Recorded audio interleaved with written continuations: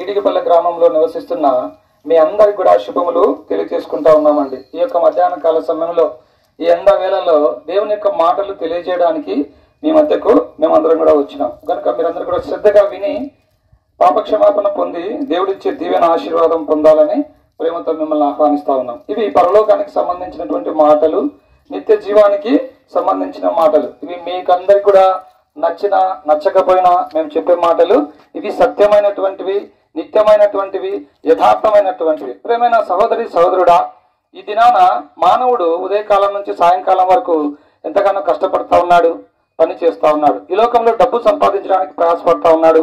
ఈ లోకంలో హోదా సంపాదించడానికి ప్రయాసపడతా ఉన్నాడు. ఈ లోకంలో తాను చక్కగా జీవించాలని మానవుడు ఎంతగానో కష్టపడతా ఉన్నాడు. అయితే ఈ లోకంలో జన్మించిన ఎంత గొప్పవారైనా సరే, ఎలాంటి వారైనా సరే, ఎంత గొప్పగా బ్రతికిన వారైనా సరే, ఒకానొక దినమున ఈ లోకం విడిచిపెట్టి వెళ్ళిపోవలసినటువంటి వారమే మనం అందరం కూడా. అయితే ఈ లోకం విడిచిన తర్వాత మన గతి ఏమవుతుందో ఎప్పుడైనా మనం ఆలోచన చేసినామా? చాలా మంది వీటి విషయంపై దృష్టి ఉంచరు.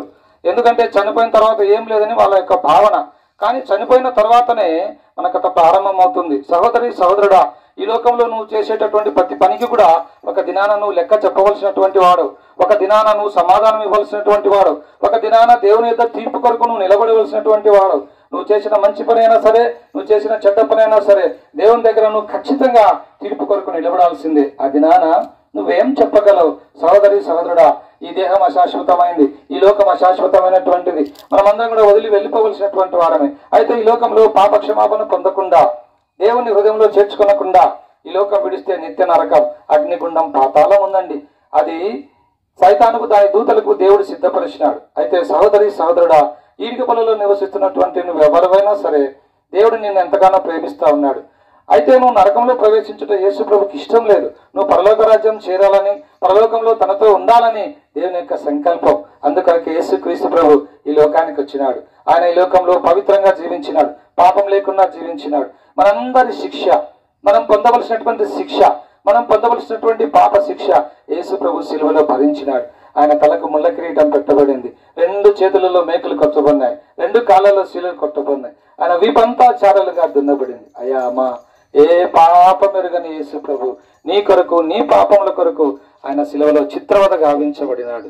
ఆ ఎర్రటి కొండలో, ఆ గొల్గొతా కొండ మీద ధారధారలుగా రక్తం చిందించినాడు. సహోదరి సహోదరుడా, మనందరి పాపముల కొరకు యేసు ప్రభు శిలువనెక్కినాడు. మనము పాపముల కొరకు యేసు ప్రభు శిలువలో చనిపోయినాడు. మనల్ని నీతివంతులుగా తీర్చబడుటకై ఆయన 3వ దినాన తిరిగి లేచినాడు. ఆ పరలోకానికి ఆరోహణుడైనాడు. ఈ మధ్యాహ్న కాల సమయంలో ఈడిగిపల్లిలో నివసిస్తున్న నిన్ను ఎంతగానో యేసు ప్రభు ప్రేమిస్తూ ఉన్నాడు, నిన్ను పిలుస్తూ ఉన్నాడు.